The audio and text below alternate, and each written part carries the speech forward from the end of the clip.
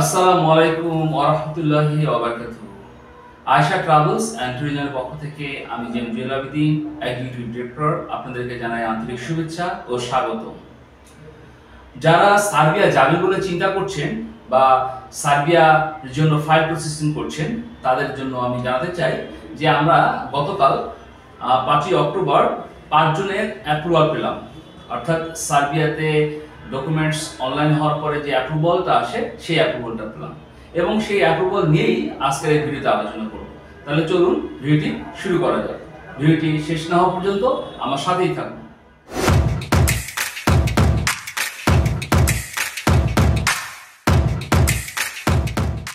আমি ইতিপূর্বে সার্বিয়ার প্রসেসিং বিষয়ে বিভিন্ন ধাপ নিয়ে বিভিন্ন বিষয় নিয়ে আলোচনা করেছি।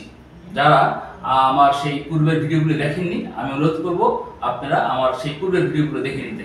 তাহলে আপনারা কিন্তু জানতে পারবেন যে আসলে কোন বিষয়ের পরে কোন ধাপের পরে কোন ধাপে আসছে, কিভাবে সার্বিয়ার ভিসাগুলো হচ্ছে, এই বিষয়গুলো আপনারা সহজেই জানতে পারবেন।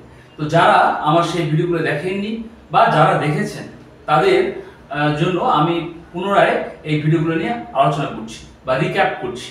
তাহলে চলুন আমরা জেনে নিই সংক্ষেপে কিভাবে আসলে সার্বিয়ার ভিসাগুলো হয় এবং সার্বিয়ার ভিসা হওয়ার ধাপগুলো কি।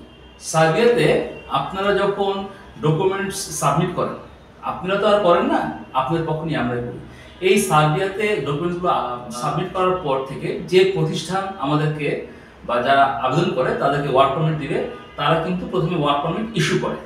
আচ্ছা, ওয়ার্ক পারমিট ইস্যু হওয়ার পরে কিন্তু আপনাদের ডকুমেন্টস এবং আপনার ওয়ার্ক পারমিট এই সকল কিছু সার্বিয়ার ইমিগ্রেশনের অনলাইনে একটা নির্দিষ্ট সাইটে সেই সমস্ত ডকুমেন্টসগুলো আপলোড করে দেয় এবং তারা আপলোড করার পরে ইমিগ্রেশন থেকে ইমিগ্রেশনের কর্মকর্তারা বা তদন্তকারী টিম তারা ওই প্রতিষ্ঠানে ভিজিট করে বা পরিদর্শন করে যে আসলে প্রতিষ্ঠান ঠিক আছে কিনা, প্রতিষ্ঠানের থাকার জায়গা ঠিক আছে কিনা, আসলে প্রতিষ্ঠানের লোক দরকার কিনা, প্রতিষ্ঠানে কতজন লোক দরকার ইত্যাদি সকল বিষয় নিয়ে তারা তদন্ত করে এবং তদন্ত করার পরে যখন তারা দেখতে পায় যে না সকল কিছু ঠিক আছে, তখন কিন্তু তারা ওই যে অনলাইনে প্রতিষ্ঠান ডকুমেন্টস আপলোড করেছিল সেখানে একটি অপশন আছে যা আপনাদেরকে একটু পরেই আমি দেখাবো।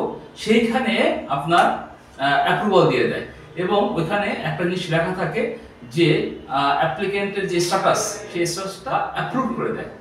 এই যে ইমিগ্রেশন, সার্বিয়ান ইমিগ্রেশন অথবা সরকারি কিন্তু আপনার এই আবেদনটাকে অ্যাপ্রুভ করে দিল। তো যখন সরকারি আবেদনটা অ্যাপ্রুভ করে দেয় তার মানে কি? তার মানে তো আপনার 100% ভিসা, তাই না? তো সুতরাং এরপরে কিন্তু আর কিছুই থাকে না। তারপরে আপনার এই পাসপোর্ট যখন আমরা দিল্লিতে পাঠাবো, তখন তো আর সার্বিয়ার এম্বাসি দিল্লিতে যে আছে তাদের আর কাজটাই বাকি, কারণ সরকারই তো আপনাকে অনুমতি দিয়ে দিল। তো সুতরাং তারা সেটা যেটা করে সেটা হলো শুধু পাসপোর্টে তারা শুধু স্টিকারটা লাগিয়ে দেয়, আর কোনো কাজ নেই। এই হচ্ছে মূলত টোটাল প্রসিডিওর। অর্থাৎ আপনি যখন ডকুমেন্টস জমা দিলেন, এরপরে প্রতিষ্ঠান কাছে গেল, সেখান থেকে শুরু করে পাসপোর্ট স্টিকার লাগানো পর্যন্ত এটাই কিন্তু আপনার প্রসিডিওর। এখানে একটা বিষয় আপনাদেরকে উল্লেখ করতে চাই, তা হলো অনেকেই যারা ডকুমেন্টস জমা দেন, জমা দেওয়ার পরে ওয়ার্ক পারমিট আসতে লাগে কিন্তু আপনার 30 থেকে 45 দিন সময় লাগে এবং এরপরে অনলাইন অ্যাপ্রুভাল হতে সময় লাগে এবং প্রতিটা ধাপেই কিন্তু যারা আপনারা আবেদন করছেন তারা কিন্তু অনেক বিরক্ত হয়ে যান। কি রে ভাই, আপনারা বলেন 30 থেকে 45 দিন, এখন ওয়ার্ক পারমিট পাচ্ছি না। আবার ওয়ার্ক পারমিট পেলাম, সেই ওয়ার্ক পারমিটগুলো যখন আপলোড হলো বললাম যে অনলাইন হয়েছে, এখন বলে ভাই অ্যাপ্রুভাল হচ্ছে না, কোনো 2 মাস হয়ে গেছে, 3 মাস হয়ে গেছে, 4 মাস হয়ে গেছে, এখনো অ্যাপ্রুভাল হচ্ছে না। কারণ কি?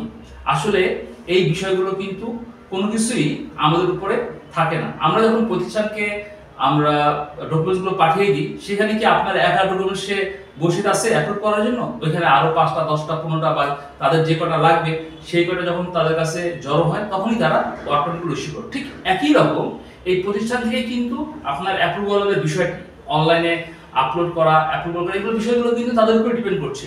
এখন প্রতিষ্ঠান বসে আছে, হয়তো দিচ্ছে, দিবে, তারা সময় ক্ষেপণ করছে বা একত্রে সবাইটা দিবে।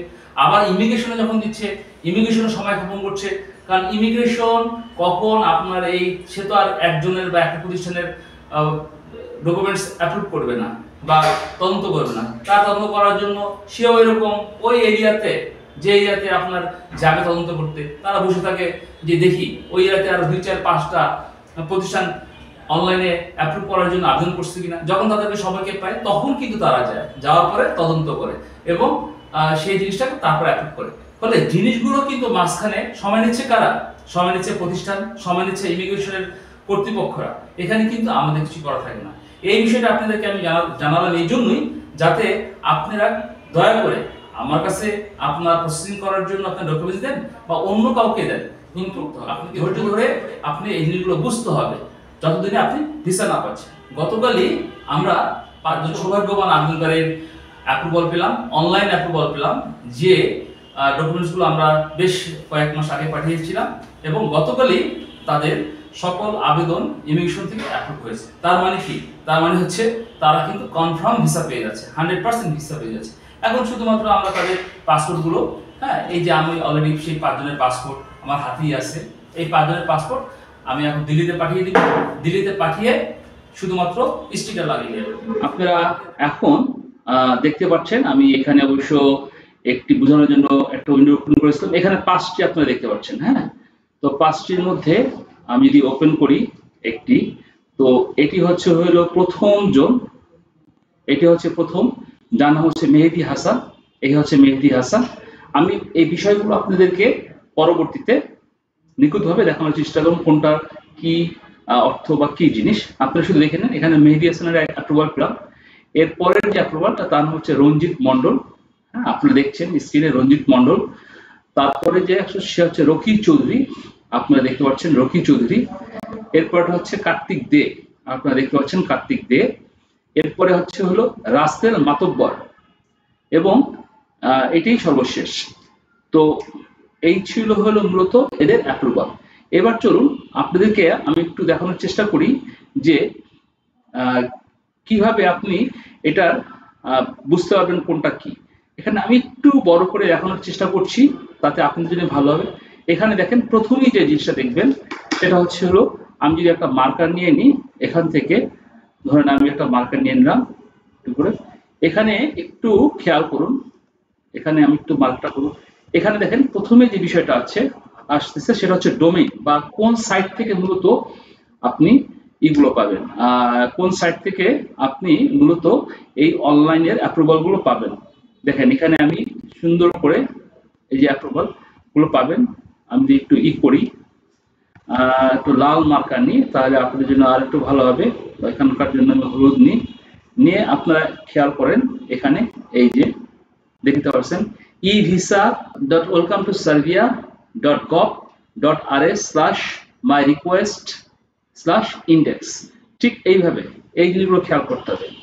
এরপরে আপনাদের যে জিনিসটা আমি দেখাবো সেটা হলো যে এর পরের বিষয়গুলো আমি যেটা দেখাবো সেটা হলো এই যে দেখেন, এবার আরেকটু বড় করে আপনারা দেখেন, এখানে দেখেন লিস্ট অফ, এখানে আপনারা দেখতে পাচ্ছেন যে এইভাবেই থাকবে যে list of previously send request, তারপরে যে এই বিষয়গুলো থাকবে, হ্যাঁ, তারপরে আপনার ইত্যাদি থাকবে। ঠিক আছে, তো এরপরে আমি দেখাতে যে জিনিসটা খুব গুরুত্বপূর্ণ, এখানে সবুজ করে যে লেখাটা আছে, এখানে যদি আমি দেখাই আপনারা দেখতে পারবেন যে এই দেখেন সবুজ করে লেখা, এখানে কি লেখা আছে?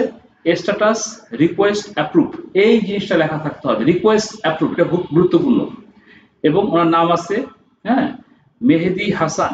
দেখেন ওনার নাম আছে মেহেদী হাসান, এই জিনিসটা গুরুত্বপূর্ণ।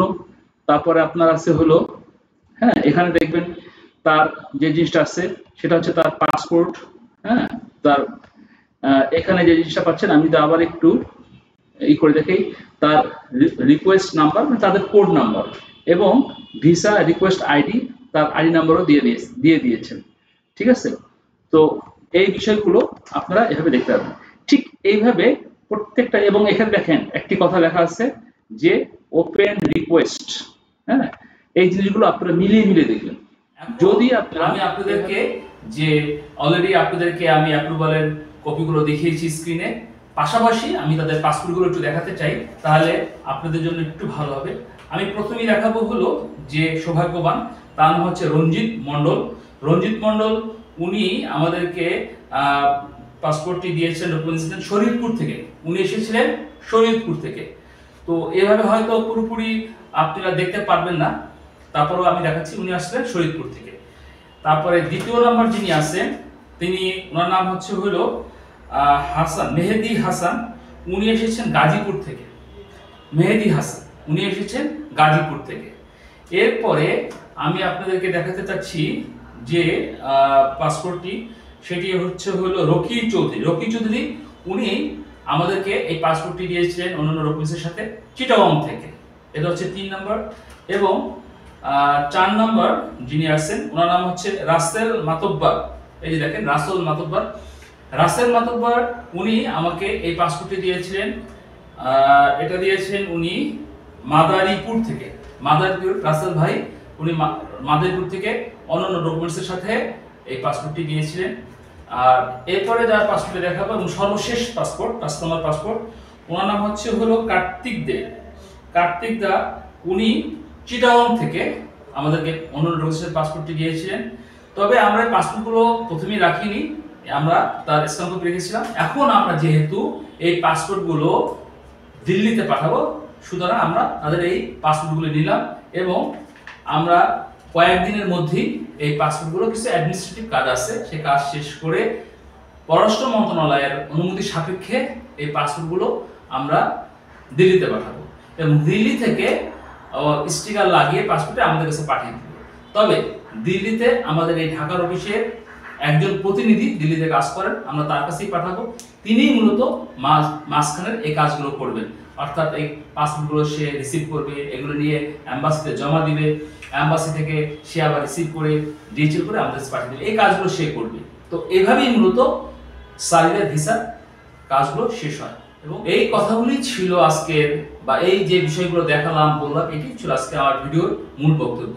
আশা করি আজকে যারা আমার এই ভিডিওটা দেখবেন এবং মনোযোগ দিয়ে দেখবেন তারা উপকৃত হবেন। বিশেষ করে যারা সার্বিয়া যাচ্ছেন বা যেতে চাচ্ছেন তারাও উপকৃত হবেন। পাশাপাশি যারা বিভিন্ন এজেন্সিতে আপনারা ফাইল দিয়েছেন তারাও কিন্তু উপকৃত হবেন, কারণ আমি সকল বিষয়গুলো নিয়ে আলোচনা করলাম এবং খোলামেলা আলোচনা করলাম, সবাই উপকৃত হবেন।